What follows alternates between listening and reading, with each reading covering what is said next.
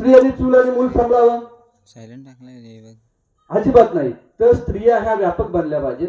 आज आपण जे मागचं पहलगाम मध्ये झालेला जो हल्ला आहे तो बघितला तर त्याच्या विरोधात पाकिस्तानच्या विरोधात जर हल्ला चढवला असेल तर तो दोन्ही स्त्रियांनी केला होता. ही देण महात्मा फुलेंची आणि सावित्रीबाई फुलेंची.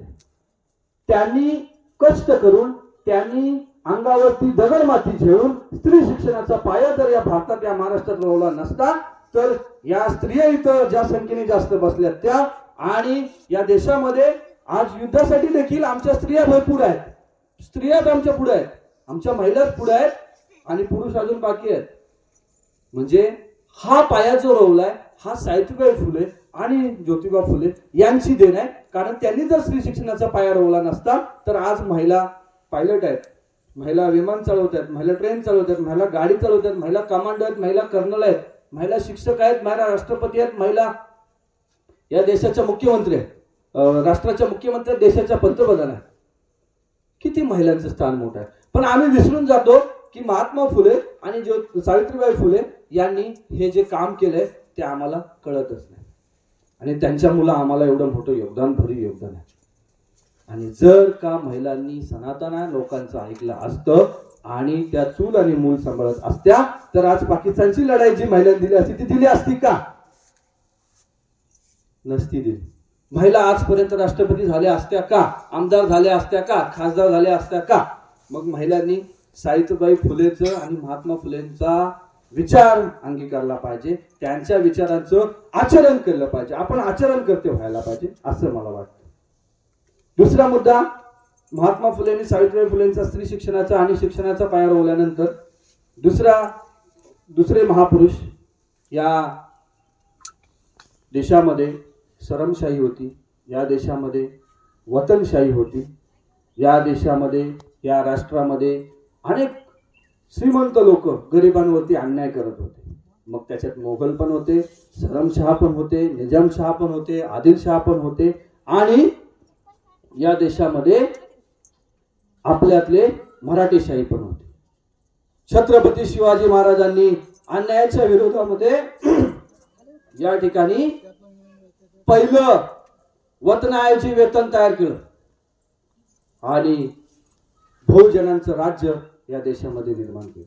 छत्रपती शिवाजी महाराजांच्या राज्यामध्ये फक्त आणि फक्त मराठे लढण्यासाठी सरदार नव्हते. छत्रपती शिवाजी महाराजांच्या राज्यामध्ये लढण्यासाठी बहुजन समाजाचे होते. छत्रपती शिवाजी महाराजांच्या राज्यामध्ये बेलदाराचं पोरगं होतं, रामोशाचं पोरगं होतं, महाराचं पोरगं होतं, मराठ्याचं पोरगं होतं, कुंट्याचं पोरगं होतं. सगळ्यांची तरुणाई छत्रपती शिवाजी महाराजांनी जमा केली होती. रामोशाचा भैरजी नाईक छत्रपती शिवाजी महाराजांचा गुप्तहेर होता.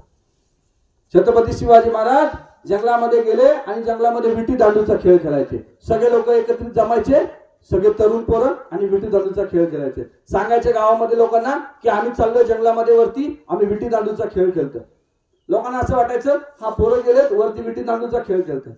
परंतु तिथं आतमध्ये जंगलामध्ये गेल्यानंतर विटी दांडूचा खेळ खेळला जायचा नाही तर तलवारबाजी शिकवली जायची. हा गनिमी गावा छत्रपती शिवरायांनी तेव्हाच सुरू केला होता, वयाच्या 12व्या वर्षी. छत्रपती शिवाजी महाराज त्या जंगलामध्ये खेळायचे. एक दिवस रामोशाचा भैरजी नाईक आला आणि जंगलामध्ये म्हणतो तुमचा खेळ काय तो मला बघायचा आहे. तो भैरजी नाईक रामोशाच्या जंगलाकडे चाल करून गेला. 12-14 वर्षाचा तरुण बाण पोरगा जंगलामध्ये जात आहे. वरती एक छत्रपती शिवाजी महाराजांनी उंच झाडावरती एक पोऱ्या बसवला होता. त्याने सांगितलं कोण जाणता माणूस आला, कोण आपल्याकडे येत असेल तर पटकन मोराचा आवाज काढायचा, म्हणजे तलवारबाजी सगळं लपवलं जायचं आणि विटी दांडू बाहेर काढली जायची. म्हणजे लोकांना असं वाटेल की या ठिकाणी हे लोक विटी दांडूच खेळत आहेत. रामोशाचा भैरजी नाईक चाल करून गेला. टपकन ते झाडावरचं पोरं खाली उतरलं आणि म्हटलं कुठे चाललास? नाही मला राजांना भेटायचं, मला तुमच्या खेळामध्ये सामील व्हायचं आहे. चल म्हणला राजांना. नाही राजांना आता तू भेटू शकत नाही. दोघांची झटापट्टी झाली. राजाने ते सगळं ऐकलं जंगलातून आणि म्हटलं बोलव त्याला, येऊ दे पुढं. कोण आहे तो, त्याचा काय म्हणणं आहे ते ऐकून घेऊ. त्याचं म्हणणं ऐकलं. म्हटलं काय करायचं आहे? म्हटलं तुमच्या खेळामध्ये मला सामील व्हायचं आहे. चल चल चल मग कधी येतोस आमच्या खेळामध्ये सामील व्हायला? तो म्हणतो आत्ताच येतो. नको, बापाला जा, बापाला सांगावं धाड आणि सांग की छत्रपती शिवाजी महाराजांच्या खेळामध्ये मी सामील होतोय. तो म्हणतो ठीक आहे मी जातो, बापाला सांगावं धाडतो आणि दुसऱ्या दिवशी येतो. पोरग 4 पावलं पुढे गेलं बहिर्जी नाईक आणि मागं आल्याने म्हणलं राजा एक सांगू, तुम्ही झाडावरती जो पोऱ्या उभा केलाय त्याला सांगा ह्या टायमामध्ये मोर वरडत नाही, कोणतरी जाणता आला तर ऐकतं घावसाल. राज मोर या टायमामध्ये वरडत नाही. छत्रपती शिवाजी महाराजांनी ते गुण ओळखले. म्हटलं काय करतोस, वेषांतर तर असं करतो की तुम्ही बी ओळखणार नाही. आवाज तर सगळ्या पक्ष प्राण्यांचे काढतो, तुम्ही बी ओळखणार नाही. चल चल तर मग ये. छत्रपती शिवाजीराजांनी त्यांच्या खेळात सामील करून घेतला. राज्याचा, छत्रपती शिवाजी महाराजांच्या स्वराज्याचा गुप्तहेर बहिर्जी नाईक रामोशाचा. कष्टकऱ्यांचं राज्य निर्माण केलं. वतनाऐवजी वेतन. आता आमदार खासदार सगळे बंगले, गाडी, माडी, साडी घेऊन मस्त मजेत आहेत. त्यांना खाली उतरवायला आता किती त्रास होईल. सगळ्यांना सर्वसामान्यांच्या रांगेमध्ये आणणारा राजा छत्रपती शिवाजी महाराज. वतन नाही, सगळ्यांना वेतन भेटेल, दरमहा सगळ्यांना जे काय आहे ते वेतन भेटेल, सगळ्यांना समान हक्क भेटेल. तुम्ही वतनावरती चालायचं नाही. वतनाऐवजी वेतन करणारा राजा. आयुष्यामध्ये 3 ते 4 तासच फक्त झोपणारा शेवटी छत्रपती शिवाजी महाराजांना उतरत्या वयामध्ये व्याधी झाल्या, ढोपराच्या